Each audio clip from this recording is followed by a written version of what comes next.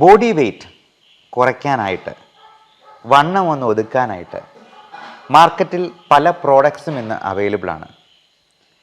ഒരുപാട് വില കൊടുത്ത് നമ്മൾ പല സപ്ലിമെൻറ്റ്സും വാങ്ങിച്ച് ഷെയ്ക്കായിട്ടൊക്കെ അടിച്ചു കുടിക്കുന്നത് പല പേഷ്യൻസും വന്ന് പറയാറുണ്ട്. നമുക്ക് ഇത്രയും പൈസ ചിലവാക്കി പുറത്തുനിന്ന് വാങ്ങിച്ച് ഉപയോഗിക്കാതെ നമുക്ക് തന്നെ ചെയ്യാവുന്ന ഒരു ഡ്രിങ്കിൻ്റെ കാര്യമാണ് ഇന്ന് ഷെയർ ചെയ്യുന്നത്. ഇത് വണ്ണം കുറയ്ക്കാൻ മാത്രമല്ല, നമ്മുടെ പ്രോട്ടീൻ സപ്ലിമെൻറ്റ് ചെയ്യുന്നത് വഴി നമുക്ക് ഡെഫിഷ്യൻസീസ് ഉണ്ടാകാതിരിക്കാനും കൂടി ഹെൽപ്പ് ചെയ്യും എന്ന് മനസ്സിലാക്കുക. ഇപ്പോൾ ഇങ്ങനെയുള്ള ഹെൽത്ത് ഡ്രിങ്കുകളിലൊക്കെ അവരുപയോഗിക്കുന്ന ടെക്നിക്ക് ഇതാണ്. നമ്മുടെ കാർബോഹൈഡ്രേറ്റ് ഇൻടേക്ക് ഒഴിവാക്കി, അത് പ്രത്യേകിച്ചും അരി, ഗോതമ്പ് പോലുള്ള സാധനങ്ങൾ കംപ്ലീറ്റ് ആയിട്ട് ഒഴിവാക്കി അതിന് പകരം എന്തെങ്കിലും പ്രോട്ടീൻ ഷേക്ക് കുടിക്കുക, പ്ലസ് അതിൻ്റെ മൈക്രോ ന്യൂട്രിയൻസും വൈറ്റമിൻസും സപ്ലിമെൻറ്റ് ചെയ്യുക എന്നുള്ളതാണ് ഉദ്ദേശിക്കുന്നത്. അപ്പോൾ നമുക്ക് സ്റ്റൊമക്ക് ഫുള്ളായി എന്നൊരു തോന്നൽ ഉണ്ടാവണം. അതോടൊപ്പം നമുക്ക് വിശക്കുകയും ചെയ്യരുത്, എന്നാൽ നമ്മുടെ പ്രോട്ടീൻസ് ഡെഫിഷ്യൻ്റായി പോകരുത് എന്നുള്ളത്. പക്ഷേ ഇതിന് ഒത്തിരി ആയിരങ്ങൾ ചെലവഴിക്കേണ്ട ഒരു അവസ്ഥ വരാറുണ്ട്. പകരം നമുക്ക് ചെയ്യാവുന്ന കാര്യം വീട്ടിൽ തന്നെ നമുക്ക് പ്രിപ്പയർ ചെയ്യാവുന്നത്. അതിന് ആദ്യം എടുക്കേണ്ടത് കുറച്ച് കാഷ്യൂ നട്ട്സാണ്. 5-6 കാഷ്യൂ നട്ട് എടുത്താൽ മതിയാകും. ഈ കാഷ്യൂ നട്ട് നമുക്ക് വെള്ളത്തിൽ കുതിർത്ത് വയ്ക്കാം. അതൊരു 15 മിനിറ്റ് കുതിർത്ത് വെച്ചാൽ തന്നെ നല്ല സോഫ്റ്റ് ആകും. അതിലേക്ക് നമുക്ക് ഏലക്ക നല്ലപോലെ ഒന്ന് ചതച്ച് അതിൻ്റെ പുറന്തോട് മാറ്റി അതിൻ്റെ സീഡ്സ് എടുത്ത് അത് ചെറിയ ഗ്രൈൻഡറിൽ വെച്ച് നമുക്ക് തന്നെ അരച്ച് അതിൻ്റെ പൊടി എടുത്തിട്ട് ഈ കാഷ്യൂ നട്ട് കുതിർത്ത് വെച്ചിരിക്കുന്നതിലേക്ക് ആഡ് ചെയ്യാവുന്നതാണ്. അതോടൊപ്പം നമുക്ക് ഒരു ഈന്തപ്പഴത്തിൻ്റെ ഒരൊറ്റ ഒരെണ്ണം എടുത്താൽ മതിയാവും. ഈന്തപ്പഴത്തിന് മധുരം ഉണ്ടാകാം. അപ്പോൾ നല്ല സോഫ്റ്റ് ആയിട്ടുള്ള ഈന്തപ്പഴം കുരു കളഞ്ഞിട്ട് ഒരെണ്ണം മാത്രം ഇതിലേക്ക് ഇടുക. നമുക്കത് കഴിക്കാനായിട്ട് ടേസ്റ്റിന് വലിയ പ്രശ്നം ഉണ്ടാകരുത്, എന്നാൽ ഷുഗർ ആഡ് ചെയ്യുന്നതിന് പകരം നമുക്ക് ഈന്തപ്പഴത്തിൻ്റേതായിട്ടുള്ള വൈറ്റമിൻസും ന്യൂട്രിയൻസും കൂടെ കിട്ടുകയും ചെയ്യും എന്നുള്ളതാണ്. അപ്പോൾ ഇത്രയും ആഡ് ചെയ്തിട്ട് ഇത് മിക്സിയിലിട്ട് നന്നായിട്ട് മിക്സ് ചെയ്ത് നമുക്കതൊരു പാല് രൂപത്തിൽ തന്നെ എടുക്കാവുന്നതാണ്. എന്നിട്ട് നമ്മൾ ഇതിനകത്ത് മെയിനായിട്ടും ഉപയോഗിക്കുന്നത് അധികം ഷുഗർ കണ്ടൻറ്റ് ഇല്ലാത്ത ഒരു ഫ്രൂട്ടാണ് നമ്മുടെ തണ്ണിമത്തൻ തന്നെ. തണ്ണിമത്തനിൽ നല്ലപോലെ ഫ്ലൂയിഡ് കണ്ടൻറ്റ് ഉണ്ട് എന്നുള്ളത് കൊണ്ട് അത് നമുക്കൊരു ഫുൾ ആയിട്ടുള്ള ഫീലിംഗ് തരും. മാത്രമല്ല അതിൽ ഒത്തിരി കാലറി ആഡ് ചെയ്ത് പോകുന്നുമില്ല. പലപ്പോഴും നമ്മൾ വെയിറ്റ് കുറയ്ക്കാനായിട്ട് നോക്കുന്നവർ ശ്രദ്ധിക്കേണ്ടത്, നമ്മൾ ഒത്തിരി കാലറിയുള്ള ഫ്രൂട്ട്സ് കഴിച്ചെന്നാൽ പോലും നമുക്കത് വണ്ണം കൂടാൻ ഇടയാക്കും എന്നുള്ളതാണ്. പ്രത്യേകിച്ചും ഫ്രക്ട്രോസ് എന്ന് പറയുന്നത് ചിലപ്പോൾ ഗ്ലൂക്കോസിനേക്കാൾ കൂടുതൽ നമുക്ക് വണ്ണം ഉണ്ടാക്കാനും മാത്രമല്ല അത് ലിവറിന് ഫാറ്റി ലിവറുള്ള പ്രശ്നമുള്ളവർക്ക് മദ്യപിച്ചില്ലെങ്കിൽ പോലും കരൾ രോഗിയാക്കാൻ പോലും കെൽപ്പുള്ള ഒരു സംഗതിയാണെന്ന് പ്രത്യേകം ഓർക്കുക. ഡയബറ്റീസ് ആയിട്ടുള്ളവർ ഒരു ദിവസം തന്നെ ഒരു പടല പഴമൊക്കെ കഴിച്ചിട്ട് ഇരുന്നാൽ അവരുടെ ഷുഗർ 400-500 ഒക്കെ ആകുന്നത് ചിലപ്പോൾ നിങ്ങൾ തന്നെ ശ്രദ്ധിച്ചിട്ടുണ്ടാവാം. അതുകൊണ്ട് പഴം എപ്പോഴും ഒത്തിരി നല്ലതാണ് എന്ന് വിചാരിക്കരുത്. 100 ഗ്രാം പഴത്തിൽ കൂടുതൽ ഒരു ദിവസം ഒരു ഷുഗർ രോഗി കഴിക്കാൻ പാടില്ല എന്നാണ് പ്രത്യേകം പറയാനുള്ളത്. അപ്പോൾ നമുക്ക് ഈ തണ്ണിമത്തൻ വളരെ സേഫായിട്ട് ഡയബറ്റിക് രോഗികളിൽ നമുക്ക് ഉപയോഗിക്കാവുന്നതാണ്. ഇതിനകത്ത് ആകെയുള്ള ഒരു കാര്യം, നമ്മൾ ഡേറ്റ്സ് ഉപയോഗിക്കുമ്പോൾ ഒറ്റ ഒരു ഈന്തപ്പഴം ഇടാൻ പാടുള്ളൂ. മാത്രമല്ല കാഷ്യൂ നട്ട്സ് 5-6 എണ്ണം മാത്രം മാക്സിമം ഉപയോഗിക്കുക. അപ്പോൾ ഈ തണ്ണിമത്തൻ ക്യൂബ്സ് ആക്കി അത് കട്ട് ചെയ്തിട്ട് അത് ചെറിയ ചെറിയ ക്യൂബ്സ് ആക്കി ഒരു ഗ്ലാസ്സിലേക്ക് ഇടുക. എന്നിട്ട് നമ്മൾ ഈ മിക്സിയിലിട്ട് പാലാക്കിയ അതിലേക്ക് കുറച്ച് വാട്ടറും കൂടെ ആഡ് ചെയ്ത് ഒരു 1/4 കപ്പ് അല്ലെങ്കിൽ ഒരു 1/2 കപ്പ് വെള്ളം ആഡ് ചെയ്തിട്ട് നമുക്കിത് നല്ലപോലെ ഒന്ന് മിക്സ് ചെയ്തെടുക്കുക. എന്നിട്ട് ഈ ക്യൂബ്സിൻ്റെ പുറമെ ഇതും കൂടി ആഡ് ചെയ്യാം. നമുക്ക് ഇതിന് ഫ്ലേവർ കിട്ടാനായിട്ട് ഇതിൻ്റെ കൂടെ ഈ മിക്സിയിൽ ഇട്ട് ചെയ്യുമ്പോഴത്തേക്കും ഇതിന് കസ്കസും കൂടി ആഡ് ചെയ്യുന്നതിന് കുഴപ്പമില്ല. കസ്കസ് എന്ന് പറയുന്നത് അല്ലെങ്കിൽ നമുക്ക് അത് പല പേരിൽ നമുക്ക് വിപണിയിൽ അവൈലബിൾ ആണ്. ബേസിൽ സീഡ്സ് എന്ന് പറയും. അപ്പോൾ ഇതും കൂടി ആഡ് ചെയ്ത് കഴിഞ്ഞാൽ നമുക്കതിനൊരു വേറൊരു ഫ്ലേവറും കൂടെ കിട്ടും എന്നുള്ളതാണ്. അപ്പോൾ ഈ കാഷ്യൂ മിൽക്ക് നമ്മൾ വെള്ളം ആഡ് ചെയ്ത് പ്രിപ്പയർ ചെയ്യുമ്പോഴത്തേക്കും അതിലേക്ക് കസ്കസും കൂടി ആഡ് ചെയ്യാവുന്നതാണ്.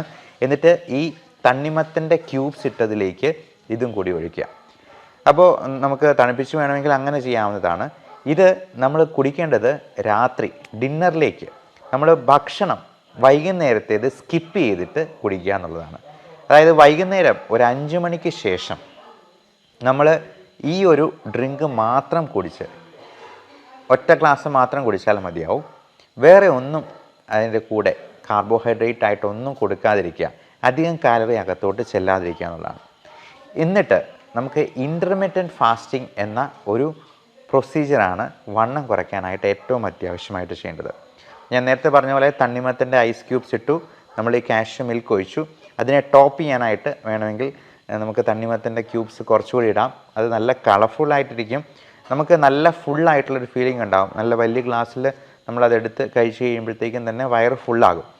എന്നിട്ട് നമ്മൾ അതിന് ശേഷം 0 കാലറി ഡയറ്റായിരിക്കും. വെള്ളം കുടിക്കാം, എത്ര വേണമെങ്കിലും വെള്ളം കുടിക്കാം. മധുരമുള്ള ഒരു സംഗതി പോലും അതിനുശേഷം കഴിക്കാൻ പാടില്ല. കാർബോഹൈഡ്രേറ്റും ഒഴിവാക്കുക. നമ്മൾ ഇൻ്റർമിറ്റൻറ്റ് ഫാസ്റ്റിംഗ് എന്ന് പറയുന്നത് 16 മണിക്കൂറാണ്. അപ്പോൾ അത് പട്ടിണിയല്ല. നമ്മൾ ഒരു 14 മണിക്കൂർ ഫാസ്റ്റ് ചെയ്ത് കഴിഞ്ഞിട്ട് പിന്നെ ഉള്ള 2 മണിക്കൂർ നമ്മുടെ ഫാറ്റ് ഉരുകാനായിട്ട് തുടങ്ങും. അപ്പോൾ ഇത് ഒരു തവണ ഒറ്റ ദിവസം നമ്മൾ ഡിന്നർ സ്കിപ്പ് ചെയ്തെന്നാൽ തന്നെ നമുക്ക് ഒരാളുടെ ബോഡി വെയ്റ്റ് 200 ഗ്രാം കുറയ്ക്കാമെന്നുള്ളതാണ്. നിങ്ങൾക്ക് സംശയം ഉണ്ടെങ്കിൽ അത് ടെസ്റ്റ് ചെയ്ത് നോക്കാം. നമ്മൾ ഈ ഫാസ്റ്റിംഗ് നമ്മൾ റിലീജിയസ് ആയിട്ട് ഉപവസിക്കാറുണ്ട്. പലപ്പോഴും മുസ്ലിം സഹോദരങ്ങളാണെങ്കിലും ക്രിസ്ത്യൻസ് ആണെങ്കിലും ഒക്കെ നമ്മൾ ഒറ്റ നേരം മാത്രം ഭക്ഷണം കഴിക്കാറുണ്ട്.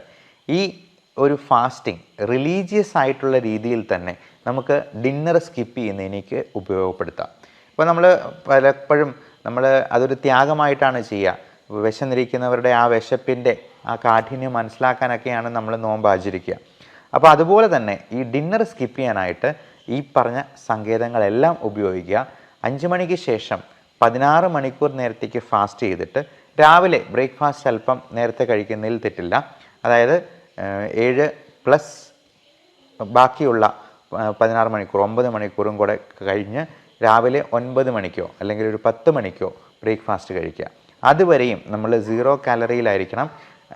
ഒരു തരത്തിലുള്ള കാലറിയും നമുക്ക് ഉള്ളിൽ ചെല്ലാൻ പാടില്ല എന്ന് പ്രത്യേകം ഓർക്കുക. എന്നിട്ട് ബാക്കി ഈ 16 മണിക്കൂർ വിട്ടിട്ടുള്ള 8 മണിക്കൂർ സമയമുണ്ടല്ലോ, ആ 8 മണിക്കൂർ സമയത്ത് നമ്മൾ കഴിക്കുന്ന ഭക്ഷണത്തിലാണെങ്കിലും കാലറീസ് ഒരുപാട് കയറിപ്പോകാതെ നമ്മൾ നോക്കണം. പ്രത്യേകിച്ചും നമ്മുടെയൊക്കെ ഒരു സ്വഭാവ രീതി വെച്ചിട്ട് നമ്മുടെ സംസ്കാരത്തിൻ്റെ ഭാഗമാണ് ഈ ചോറെന്ന് പറയുന്നത്. നമ്മൾ ഒരു പ്ലേറ്റ് നിറച്ച് ചോറെടുക്കും, എന്നിട്ട് അതിൻ്റെ അറ്റത്ത് ഒരു ഇത്തിരി പൂരം കറി എടുത്ത് കഴിക്കും. ശരിക്കും അങ്ങനെയല്ല വേണ്ടത്.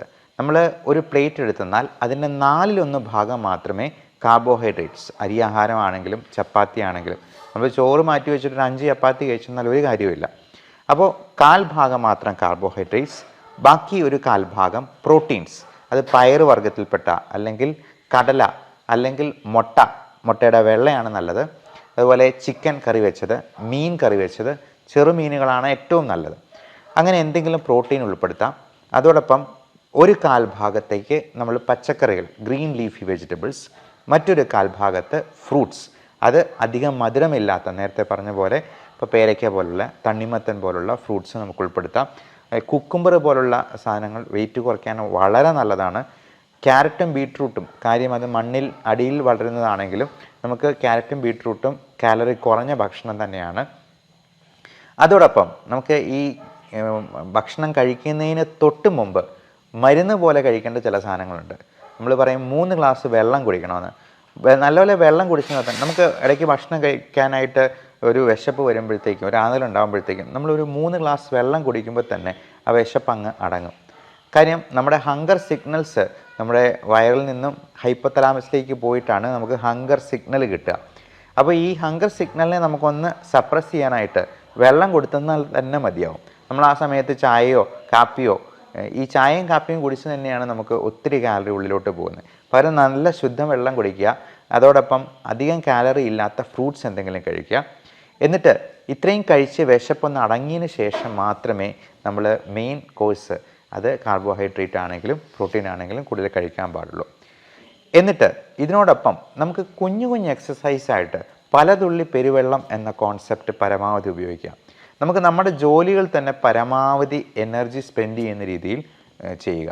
അപ്പോൾ നമ്മൾ ഇപ്പം ഡോക്ടർമാരാകുമ്പോഴത്തേക്കും ഞാൻ ഒരു 50 പേഷ്യൻറ്റിനെ നോക്കുന്നുണ്ടെങ്കിൽ 50 പേരെ എഴുന്നേറ്റ് നിന്ന് അവരെ ഓസ്കൾട്ടേറ്റ് ചെയ്ത് നോക്കുക എന്നുള്ളതാണ്. അതുകൊണ്ട് 3 ഗുണങ്ങളുണ്ട്. ഒന്ന്, എനിക്ക് അത്രയും എനർജി കൺസ്യൂം ചെയ്യാൻ പറ്റും, കാലറി ബേൺ ചെയ്യാൻ പറ്റും. 2, പേഷ്യൻറ്റിനെ നന്നായിട്ട് നോക്കി എന്ന് അവർക്ക് ഒരു സംതൃപ്തി ഉണ്ടാവും. നന്നായി നോക്കി എന്നുള്ള സംതൃപ്തി എനിക്കും എൻ്റെ ജോലി ഭംഗിയായി ചെയ്തു എന്ന് എനിക്കും തോന്നും. അപ്പോൾ ഇത്തരത്തിൽ നമുക്ക് ലിഫ്റ്റ് ഉപയോഗിക്കാതെ കൂടുതലായിട്ട് ജോലി ചെയ്യാനായിട്ട് നോക്കാം, കൂടുതൽ സ്റ്റെപ്പ് കയറാനായിട്ട് നോക്കാം, കൂടുതൽ സമയം നടക്കാനായിട്ട് നോക്കാം. നമ്മൾ ഫോണിൽ സംസാരിക്കുന്ന സമയം ഇരുന്നുകൊണ്ടോ കിടന്നുകൊണ്ടോ സംസാരിക്കത്തില്ല, നടന്നുകൊണ്ടേ സംസാരിക്കുകയുള്ളൂ എന്നുള്ളത് ഉറപ്പ് വരുത്തുക. ഞാൻ നേരത്തെ പറഞ്ഞ പോലെ പലതുള്ളി പെരുവെള്ളം എന്ന കോൺസെപ്റ്റാണ് ഏറ്റവും നല്ലത്. നമ്മൾ ജിമ്മിലൊക്കെ പോയി 1 മണിക്കൂർ 2 മണിക്കൂർ എന്നൊക്കെ ആ ആരംഭശൂരത്വം കഴിയുമ്പോഴത്തേക്കും നമ്മളതൊക്കെ നിർത്തി വെച്ചിട്ട് വീണ്ടും പഴയപടി മൂടി പുതച്ച് കിടന്നുറങ്ങുന്ന ഒരു സ്ഥിതിവിശേഷത്തിലേക്ക് പോകാനിടയുണ്ട്. അതുകൊണ്ട് നമുക്ക് പതുക്കെ തുടങ്ങുക. Slow and steady wins the race എന്ന പ്രൊവർബ് ഓർക്കുക. പലപ്പോഴും ആൾക്കാർ ഒറ്റ മാസം കൊണ്ട് ആകെ 500 ഗ്രാമാണ് കുറഞ്ഞത് ഡോക്ടറെ എന്ന് പറയാറുണ്ട്. മതി, നമുക്ക് വെയിറ്റ് കൂടാതിരുന്നാൽ മാത്രം മതി. വെയിറ്റ് കുറയ്ക്കാൻ പറ്റിയില്ലെങ്കിൽ പോലും വെയിറ്റ് കൂടാതിരുന്നാൽ തന്നെ അത് നല്ല അച്ചീവ്മെൻ്റ് ആണ് എന്ന് വിചാരിക്കുക. നമ്മളെ തന്നെ മോട്ടിവേറ്റ് ചെയ്തുകൊണ്ടിരിക്കുക. ഒരു കാരണവശാലും നമുക്ക് ഇപ്പം പലപ്പോഴും 2-3 മാസം നല്ലപോലെ ഡയറ്റ് ചെയ്തിട്ട് ഒരു കല്യാണം കൂടുമ്പോഴത്തേക്കും തന്നെ ഈ പറഞ്ഞ എല്ലാ മേന്മകളും നഷ്ടമാകുന്ന ഒരു രീതി കാണാറുണ്ട്. അപ്പോൾ ഇതെല്ലാം നോക്കിയതിന് ശേഷം എക്സസൈസ് നമ്മൾ പരമാവധി ചെയ്യുക. ഇതിൽ നമ്മൾ എക്സസൈസ് ചെയ്യുമ്പോൾ തന്നെ അതിനകത്ത് 3 കമ്പണൻസ് ഉണ്ടാവണം. ഈ നടപ്പ് എന്ന് പറയുന്നത് ഒരു വ്യായാമമായിട്ട് പോലും കൂട്ടാൻ പറ്റില്ല, അതൊരു മോഡറേറ്റ് ലെവൽ ഓഫ് ആക്ടിവിറ്റി എന്ന് പറയാൻ പറ്റുള്ളൂ. അപ്പം നമ്മൾ എക്സസൈസിൽ 3 കമ്പോണൻസ്, ഒന്ന് അതിൽ എയ്റോബിക് ഫാക്ടർ ഉണ്ടാവണം, അതായത് നമ്മുടെ ഹാർട്ട് റേറ്റ് 140 മുകളിലേക്ക് ഇൻക്രീസ് ചെയ്യുന്നത്. അത് നല്ല സ്പീഡിലൊന്ന് ഓടുകയോ സ്പീഡിൽ സ്റ്റെപ്പ് കയറുകയോ അതല്ലെങ്കിൽ ജമ്പിങ് ജാക്സ് നമുക്ക് തന്നെ ഒരു 100-200 പ്രാവശ്യം അവിടെ നിന്ന് ചാടുകയോ ചെയ്തെന്നാൽ അത് സാധ്യമാവുന്നതാണ്. 2, ഇതിന് ഒരു സ്ട്രെച്ചിങ് ഫാക്ടർ ഉണ്ടാവണം.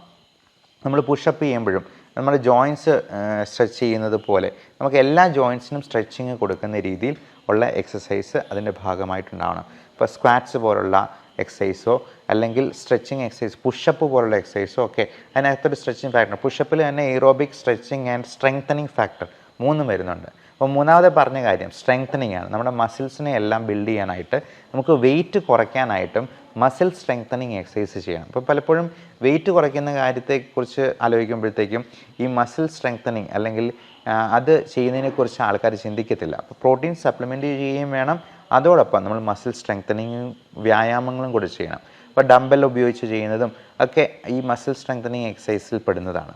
അപ്പോൾ ഇങ്ങനെയെല്ലാം നോക്കി നമ്മൾ കൃത്യമായിട്ടുള്ള ഒരു സ്ലോ ആൻഡ് സ്റ്റഡി ആയിട്ട് നമുക്ക് വെയിറ്റ് കുറച്ചാൽ മതി. നമുക്ക് പെട്ടെന്ന് വെയിറ്റ് കുറയ്ക്കുന്ന എന്തെങ്കിലും തരത്തിലുള്ള കാര്യങ്ങളിലേക്ക് നമ്മൾ പോകാതിരിക്കുക. അതിനുള്ള മരുന്നുകൾ പലപ്പോഴും പറയാറുണ്ട്. അത് ഏറ്റവും സേഫ് ആയിട്ടുള്ള മരുന്നുകൾ മാത്രം നിങ്ങളുടെ ഡോക്ടറോട് ചോദിച്ചിട്ട് മാത്രം ഉപയോഗിക്കുക. പലപ്പോഴും ഷുഗറിന് കൊടുക്കുന്ന മെറ്റ്ഫോമിൻ ഗുളിക പോലും വെയിറ്റ് കുറയ്ക്കാൻ സഹായിക്കുന്നതാണ്.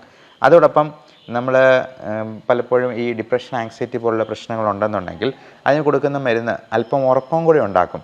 അപ്പോൾ നമ്മൾ ഒരു കാര്യം പ്രത്യേകം ശ്രദ്ധിക്കേണ്ടത്, നമ്മൾ രാത്രി എത്ര വൈകി ഉറങ്ങാൻ കിടക്കുന്നോ അത്രയും നമ്മൾ അടുക്കളയിൽ കയറി എന്തെങ്കിലും കഴിക്കാനുള്ള ടെൻഡൻസി വളരെ കൂടുതലാണ്. അത് മിക്കവാറും മധുരപലഹാരങ്ങളോ കാലറി കൂടി എന്തെങ്കിലും ആയിരിക്കാൻ ചാൻസ് ഉണ്ട്. അതുകൊണ്ട് എത്രയും നേരത്തെ കിടന്നുറങ്ങുക. ഒരു 8 മണി 9 മണി ആകുമ്പോഴത്തേക്കും കിടന്നുറങ്ങിയെന്നാലും ഒരു കുഴപ്പമില്ല. അതിന് നേരത്തെ കിടന്നുറങ്ങാനായിട്ട് ആ രീതിയിൽ മരുന്നുകൾ നമുക്ക് മോഡിഫൈ ചെയ്യാവുന്നതാണ്. അതോടൊപ്പം ഈ വെയിറ്റ് കുറയ്ക്കാനുള്ള വളരെ നല്ല മരുന്ന് ഇപ്പം മോഡേൺ മെഡിസിനിൽ തന്നെയുണ്ട്. അത് പലതരത്തിൽ ആക്ട് ചെയ്യുന്നതുണ്ട്. നമ്മുടെ ഫൈബർ കണ്ടൻറ്റ് കൂട്ടുന്ന രീതിയിലുള്ള ആൽഫ സൈക്ലോഡെക്സ്ട്രിൻ എന്ന് പറയുന്ന മരുന്നുകളുണ്ട്. അതുപോലെ നമ്മുടെ ഫാറ്റ് അത് അബ്സോർബ് ചെയ്ത് പോകാതെ ഇൻറ്റസ്റ്റിനിലൂടെ അത് മലത്തിൻ്റെ കൂടെ തന്നെ പോകുന്ന രീതിയിലുള്ള ഫാറ്റ് കില്ലിംഗ് ആയിട്ടുള്ള മെഡിസിൻസ് ഉണ്ട്. അപ്പോൾ ഇത്തരത്തിലുള്ള കാര്യങ്ങളെക്കുറിച്ച് നിങ്ങളുടെ ഡോക്ടറോട് ചോദിച്ച് മനസ്സിലാക്കുക. അത്യാവശ്യമെങ്കിൽ അങ്ങനെയുള്ള കാര്യങ്ങൾ നോക്കുക. അപ്പോൾ വെയിറ്റ് കുറയ്ക്കുക എന്ന് പറയുന്നത് പല അസുഖങ്ങൾക്കും ഒരു ഒറ്റമൂലിയായിട്ട് കണക്ക് കൂട്ടാം. Diabetes, hyper tension, cholesterol, fatty liver എന്ന് വേണ്ട മുട്ടുവേദന, കാലുവേദന പോലുള്ള പ്രശ്നങ്ങൾക്ക് പോലും അതൊരു നല്ല പ്രതിവിധിയാണ്. അത് ഏറ്റവും ഭംഗിയായിട്ട് ചെയ്യാനും അത് വളരെ പതുക്കെയാണെങ്കിലും സ്ലോ ആയിട്ടാണെങ്കിലും അതിന് റിസൾട്ട് കിട്ടുമോ എന്നുള്ളത് നോക്കുക. കാരണം വെയിറ്റ് കുറയ്ക്കേണ്ടത് വളരെ വളരെ അത്യാവശ്യമാണ് ഇന്നത്തെ ഈ ജീവിതശൈലി രോഗങ്ങളുടെ കാലത്ത്. Thank you.